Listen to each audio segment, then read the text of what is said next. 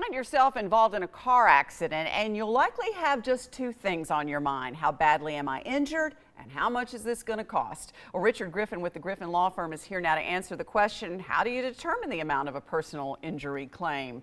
Thank you for being here. All right, let's start with a story, an example of this. Certainly. I represented two ladies that they had exited Flat Shoals Road off the highway. They were stopped waiting for the light to change, and a car flew up and rear-ended them. I mean, a very, very serious impact, injured both of them.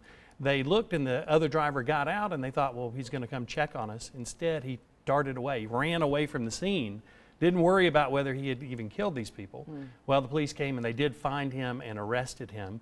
They were injured and needed to get medical treatment, and they got very frustrated because it turned out that the insurance company did not insure that driver. That driver didn't follow Georgia law requiring it. So they ended up calling the Griffin Law Firm at 877-PAIN-LAW, and we represented them, and we found all of the insurance policies. They had multiple uninsured motorist policies which covered them, and that's something that if you don't have it, you should get it, because if you get hit by someone and they don't have enough insurance or they don't have any insurance, we can still get a great recovery.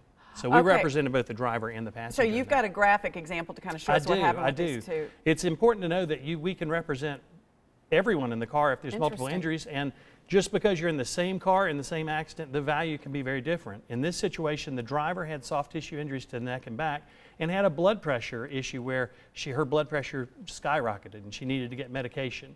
Physical therapy and prescriptions were the treatment. She had $16,000 in medical expenses, and we got her $46,000. Now, in the same car, the passenger was injured, and her injuries were to the neck and back, but she had multiple disc herniations. So those required physical therapy, and when that failed, she had to have a lot of injections. Her medical expenses were $79,000, and that plus is because she had future treatment. We got the doctors to explain exactly what that future treatment was going to cost.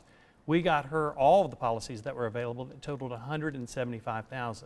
I never thought about the fact that a lot of times there is more than one person in the car when you have an accident happen. Oftentimes, we've represented multiple, families, for example, or in bus accidents. There's times where we've represented Okay, but let me ask you this: do they need, say they're not a family member, do they need to hire different attorneys, or is it best to have the same attorney? Well, we certainly, any time that liability is clear, I mean, there would be a conflict if the driver was at fault in any way. Right. But if not, then we have had great success with representing multiple people in the same car.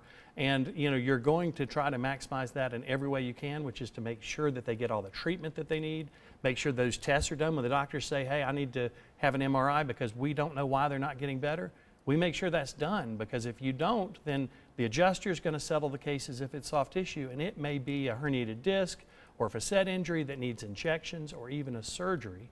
So you can have a case that might be, in this case, $175,000.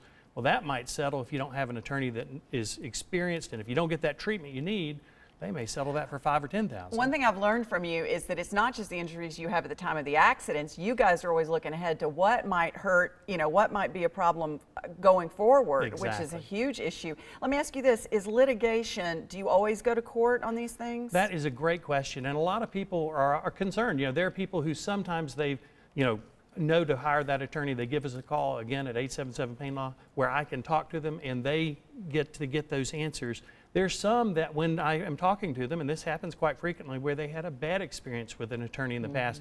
Maybe it didn't end well, maybe the communication just wasn't good, they didn't know what was going on with their case.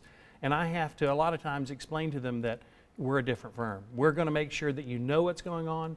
We're going to make sure that you get the treatment you need. We're going to make sure that we use the jury verdict research when needed to prove to that adjuster that, hey, you've way undervalued the case, and we're going to litigate if you don't pay the right amount. And most of the time, they're going to pay the right amount without the expensive litigation. So litigation is something you only pursue when the adjuster is being unreasonable, and then it's there for a reason, because you do need to keep these insurance companies their feet to the fire to make sure that it works out fair. I learned a lot today. Thank you so much, Richard. Don't forget to get the help that you need. Contact the Griffin Law Firm.